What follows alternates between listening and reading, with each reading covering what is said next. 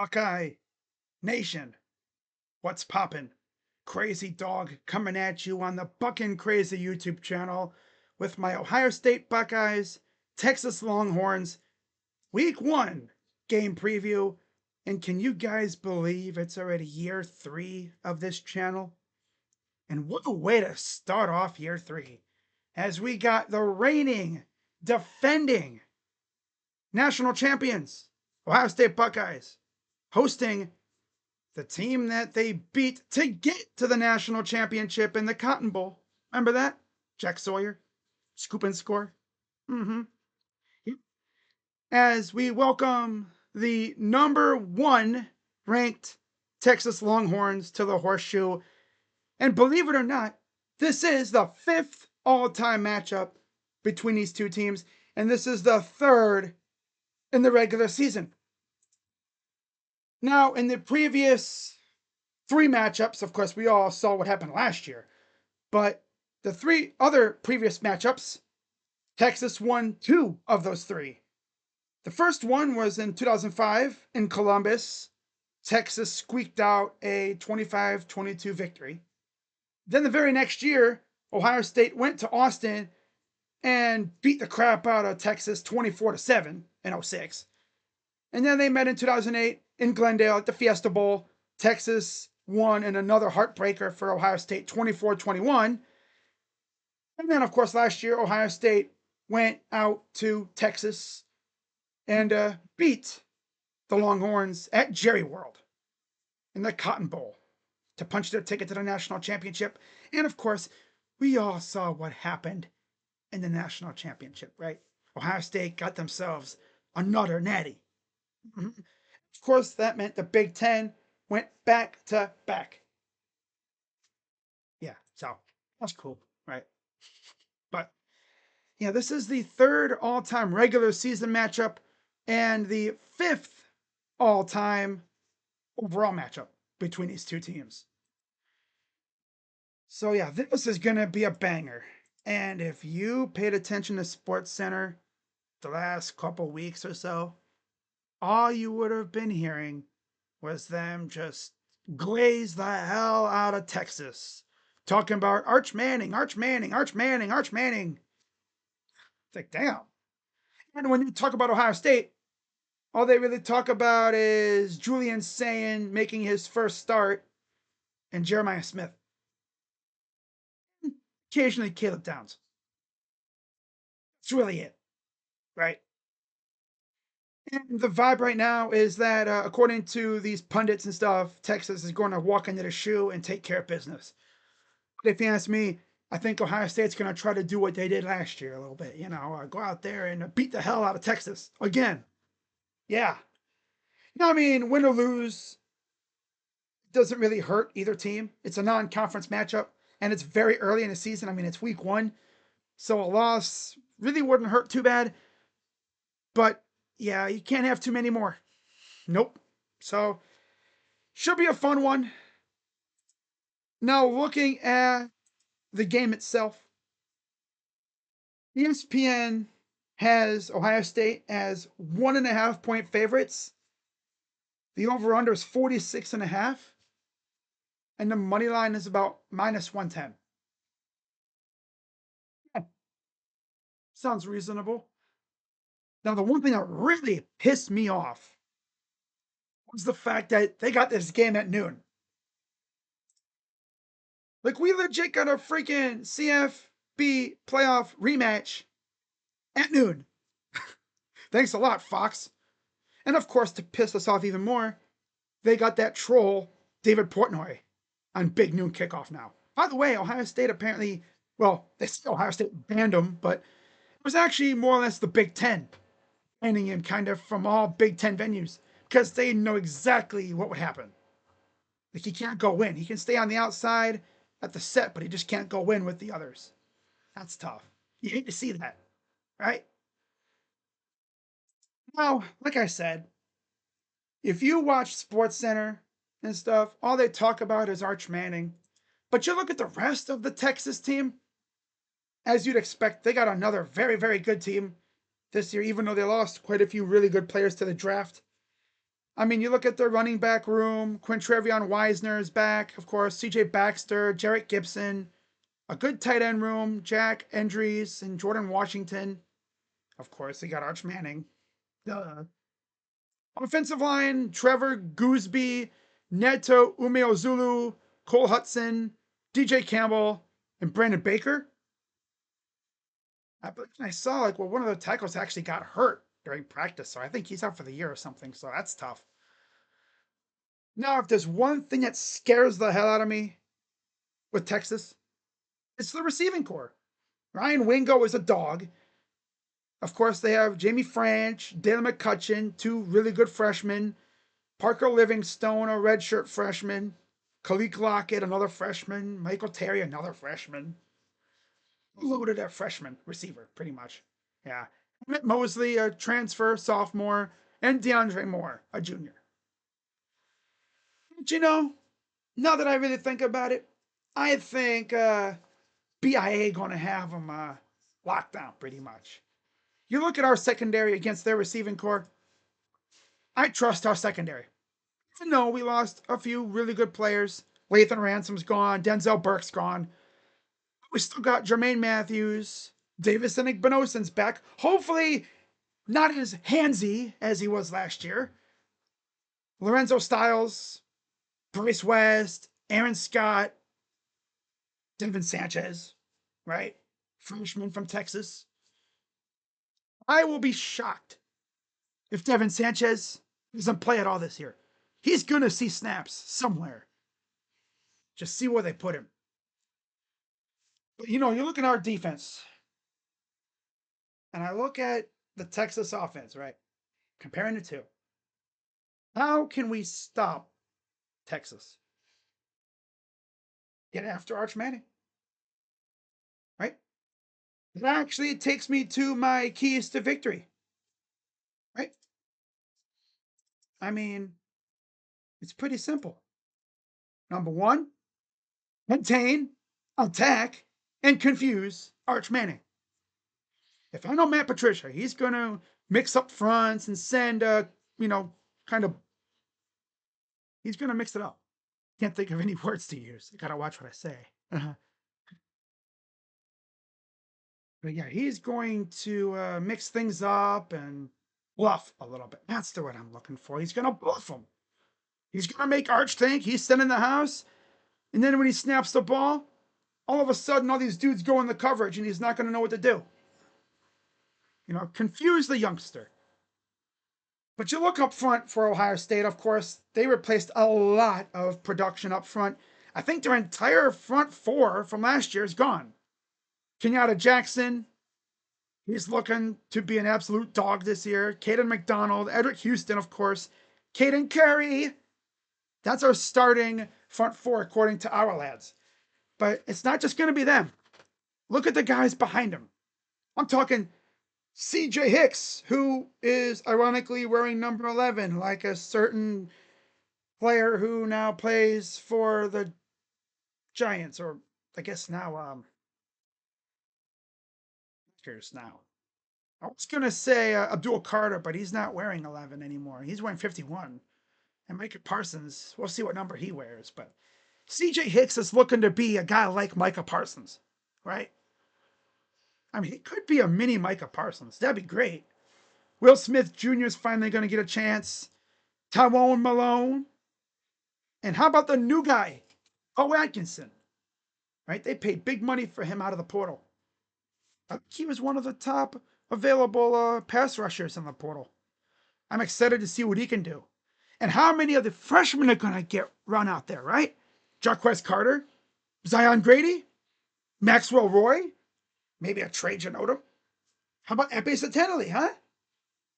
That's cool. What about the other freshmen? Riley Pettijohn, TJ Alford at linebacker? Do we see a little Fahim Delane at safety? How about Jordan Woods at corner? Interesting things to know, right? Interesting.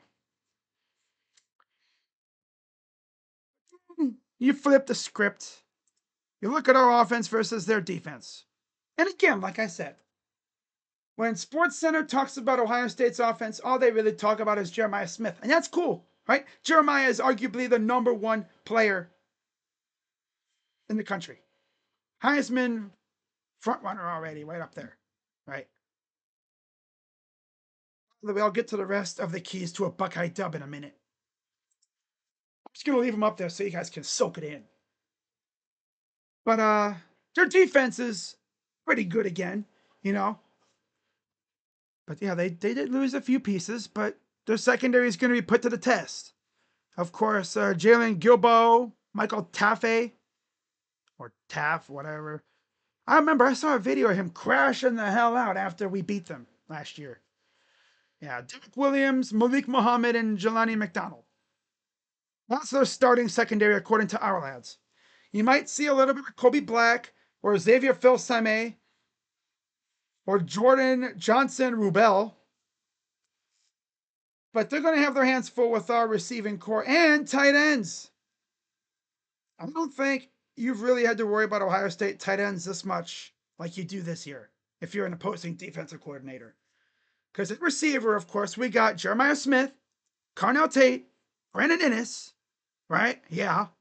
Quincy Porter, Mylan Graham, who's going to play a lot, Bryson Rogers, and you might even see some Phillip Bell or Desi Jones. But like I said, you can't just lock in on our receivers because we actually got a damn good tight end this year. And Max Clare, who, funny enough, was Chip Kelly's parting gift for us. Right before he left for the NFL, he got us Max Clare. And I remember seeing an article talking about Chip Kelly reaching out to Max. And I'm thinking, man, I think we're a little late to the party. I'm not sure he's going to want to come here. But sure enough, he did. Of course, he's not the only guy to watch out for. You got Will Kasmerick, who's back another year, Bennett Christian, Jelani Thurman, among others as well. But one unit I'm really watching on offense this year, James Peoples, CJ Donaldson, and the running back room.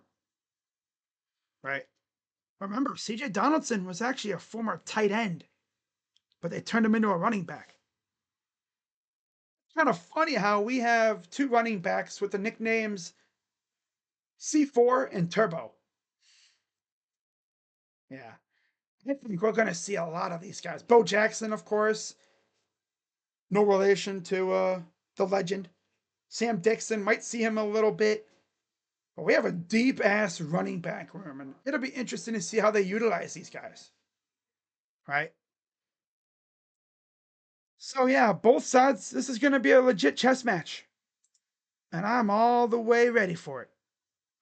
Now getting it back to the keys to a Buckeye W. Of course, I already talked about the first one. How about limit their rushing attack? Like I said, they have a very good running back room. Quintrevion Wisner, CJ Baxter, and Jarrett Gibson. That's like a three-headed monster. Call that King Ghidorah out here. Damn. They could wear out teams just by running the ball like that. They gotta limit their rushing attack, plug the holes, stay in your lane, don't overcommit, right? And just bring these guys down, maybe even force a few turnovers. That'd be cool too.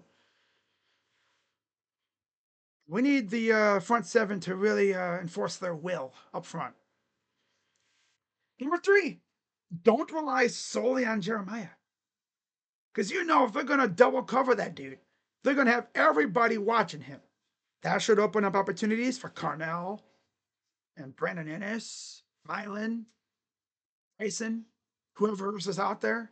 It's Claire. This is Max Clare's breakout game. Be for that. Yeah. See, and he played for Purdue last year. Nobody really watched Purdue. Really know what this kid's got. Look what he was doing with garbage at quarterback last year. Now he's going to be going out there with arguably one of the best, if not the best, receiving corps in the nation. Like, he's going to have so much real estate in the middle of the field. Team's going to be bracketing, double covering Jeremiah. They're going to be hovering over Carnell. He's going to have all this open grass to play with. He's going to love it. Oh, yeah, he's going to love it. I can already tell that. And that goes into my next one. Get Max Clare and company involved. Right? Kind of ties in with the third key. Don't rely on Jeremiah and get Max Clare and them involved. And then, of course, the most important one, come out with the W. Right? Of course, it'll be interesting to see how we do with Julian.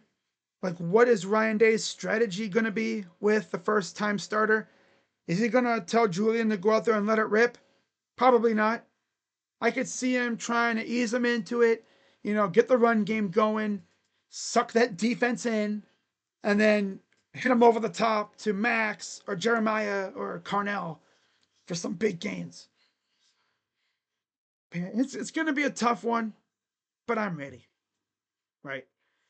The only bad thing is this game's at noon and not at night. Because we all know how lit the shoe gets at night.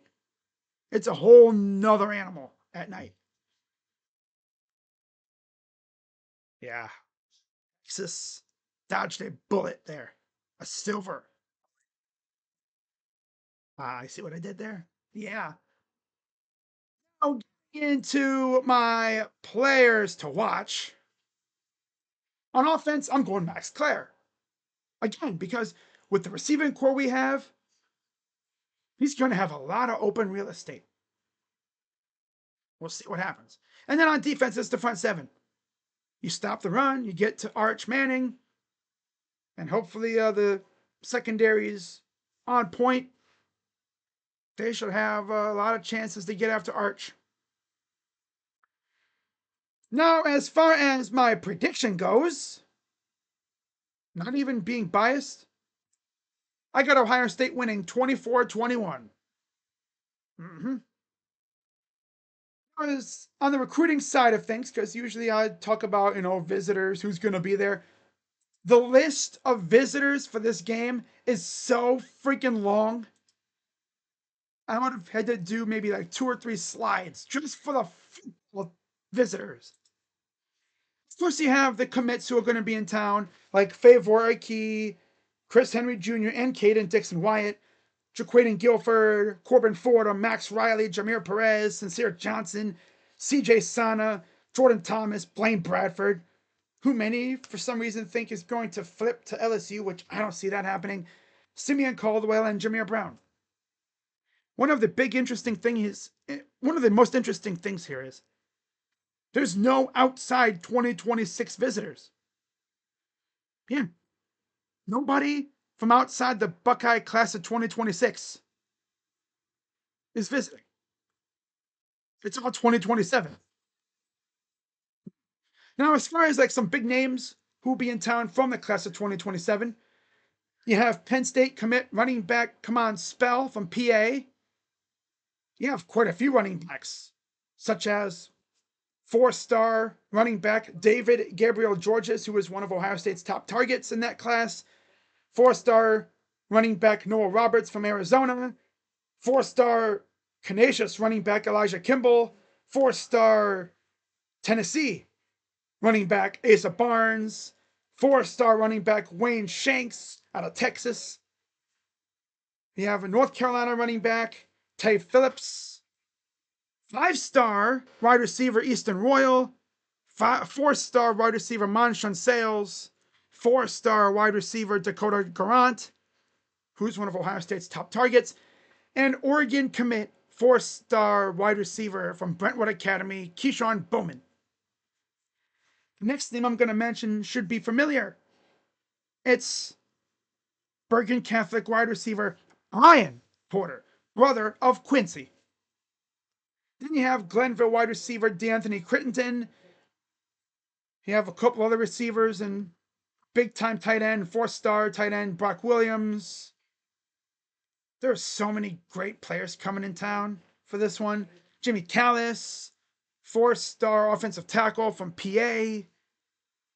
You have a couple other tackles as well. Let me see some of these other names that are coming in town.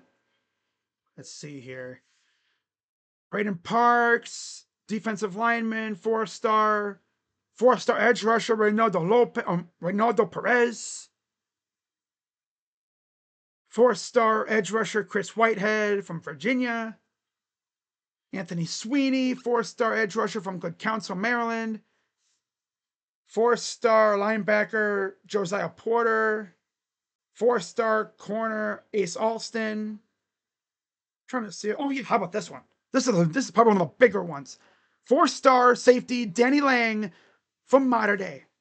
It's been noted that he has been wearing an Ohio State arm sleeve during games.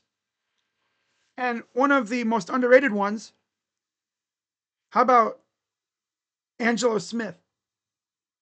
And yes, that is Jeremiah's brother. Of course he's going to be there. I actually looked, and I think he's going to be at most of the games this year. And there will even be some 2028 targets like 4-star quarterback Champ Mons from Vero Beach, Donald Tabron II, quarterback from Cass Tech, 4-star. Any other big ones? Doesn't seem like it. But those are the two bigger ones, quarterbacks. You even have some basketball visitors. So yeah, safe to say this is a pretty big deal. Yep. And of course, we all remember what happened the last time. An SEC team that wears orange with the initials UT came to the shoe. Right? Their fans took over the damn place. Because, of course, morale in the Buckeye fan base was kind of low after they lost to the team up north again. People were pissed. They sold their tickets. And Vols fans were calling the shoe Neyland North. Well, what happened, huh? Oh, yeah, I know what happened. We put boot, not belt, boot to some volunteer ass. Now we're going to try and do it to freaking Texas. Let's get it done. So with that being said, guys, that is going to wrap it up for this one. 22-minute video. My God. That's what happens when it's the first freaking preview video of the year. And of course, I'll be back in a little bit, actually, for my season prediction. Almost forgot to do that, right? I was having too much fun on the other channel. I forgot to do my season predictions for the Buckeyes, record-wise. So with that being said, that video will not be as long as this one. I tell you that for right now. But with that being said, guys, that's going to wrap it up. I'm Crazy Dog coming at you on the Buckin' Crazy YouTube channel. Let's go Bucks. Week 1's here. Let's freaking get it. The road to a back-to-back repeat is on. Let's get it done. I'm Crazy Dog. Let's go Bucks. OH. I'm out. Bye-bye. Yeah.